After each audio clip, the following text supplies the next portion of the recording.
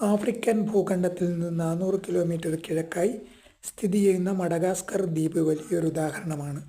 അനേകം ദശലക്ഷം വർഷങ്ങൾ ബാഹ്യ ഇടപെടലുകൾ കൂടാതെ തനിച്ച് പുലർന്നതിൻ്റെ ഫലമായി അതുല്യമായ ഒരു സംഘം മൃഗങ്ങൾ അവിടെ പരിണമിച്ചുണ്ടായി. ആനപ്പക്ഷി അതിലൊന്നായിരുന്നു.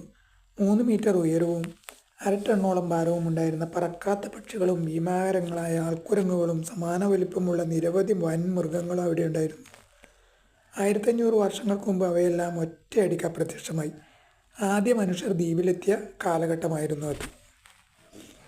പോളിനേഷ്യയിൽ നിന്നുമുള്ള കർഷകർ 1500 BC പസഫിക് മഹാസമുദ്രത്തിലെ സോളമൻ ദ്വീപുകൾ, ഫിജി, ന്യൂ കാലിഡോണിയ എന്നിവിടങ്ങളിലേക്ക് കുടിയേറിയതിനോടനുബന്ധിച്ചാണ് അവിടെ വംശനാശത്തിന് തുടക്കമായത്.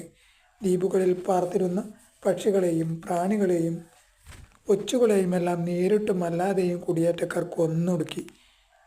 വംശനാശ ഭീഷണി ക്രമേണ കിഴക്കോട്ടും തെക്കോട്ടും വടക്കോട്ടും കിടന്ന് പസഫിക്